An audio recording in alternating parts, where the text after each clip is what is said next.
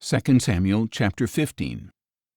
Some time later, Absalom provided for himself a chariot with horses and 50 men to run ahead of him. He would get up early and stand beside the road leading to the city gate. Whenever anyone had a grievance to bring before the king for a decision, Absalom would call out and ask, "What city are you from?" And if he replied, "Your servant is from one of the tribes of Israel," Absalom would say, "Look, your claims are good and right, but the king has no deputy to hear you." And he would add, "If only someone would appoint me judge in the land, then everyone with a grievance or dispute could come to me, and I would give him justice." Also, when anyone approached to bow down to him, Absalom would reach out his hand, take hold of him, and kiss him. Absalom did this to all the Israelites who came to the king for justice. In this way he stole the hearts of the men of Israel. After 4 years had passed, Absalom said to the king, "Please let me go to Hebron to fulfill a vow I have made to the Lord. For your servant made a vow while dwelling in Geshur of Aram, saying, 'If indeed the Lord brings me back to Jerusalem, I will worship the Lord in Hebron.'" "Go in peace," said the king. So Absalom got up and went to Hebron.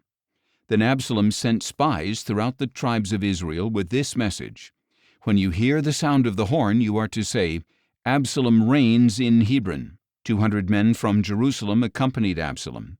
They had been invited as guests, and they went along innocently, for they knew nothing about the matter. While Absalom was offering the sacrifices, he sent for Ahithophel the Gilonite, David's counselor, to come from his hometown of Gilo. So the conspiracy gained strength, and Absalom's following kept increasing. Then a messenger came to David and reported, "The hearts of the men of Israel are with Absalom." And David said to all the servants with him in Jerusalem, "Arise and let us flee, or we will not escape from Absalom. We must leave quickly, or he will soon overtake us, heap disaster on us, and put the city to the sword." The king's servants replied, "Whatever our lord the king decides, we are your servants." Then the king set out, and his entire household followed him, but he left behind 10 concubines to take care of the palace. So the king set out with all the people following him. He stopped at the last house, and all his servants marched past him, all the Kerethites and Pelethites and 600 Gittites who had followed him from Gath. Then the king said to Ittai the Gittite, "Why should you also go with us? Go back and stay with the new king, since you are both a foreigner and an exile from your homeland. In fact, you arrived only yesterday. Should I make you wander around with us today, while I do not know where I am going? Go back and take your brothers with you. May the Lord show you loving devotion and faithfulness." But Ittai answered the king, "As surely as the Lord lives and as my lord the king lives, wherever my lord the king may be, whether it means life or death, there will your servant be." "March on then," said David to Ittai. So Ittai the Gittite marched past with all his men and all the little ones who were with him. Everyone in the countryside was weeping loudly as all the people passed by, and as the king crossed the Kidron Valley, all the people also passed toward the way of the wilderness. Zadok was also there, and all the Levites with him were carrying the ark of the covenant of God. And they set down the ark of God, and Abiathar offered sacrifices until the people had passed out of the city. Then the king said to Zadok, "Return the ark of God to the city. If I find favor in the eyes of the Lord, he will bring me back and let me see both it and his dwelling place again. But if he should say, 'I do not delight in you,' then here I am. Let him do to me whatever seems good to him."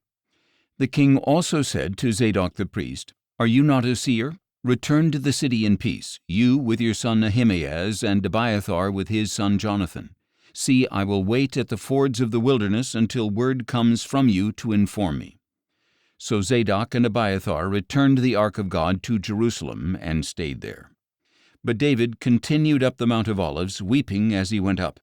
His head was covered, and he was walking barefoot, and all the people with him covered their heads and went up, weeping as they went. Now someone told David, "Ahithophel is among the conspirators with Absalom."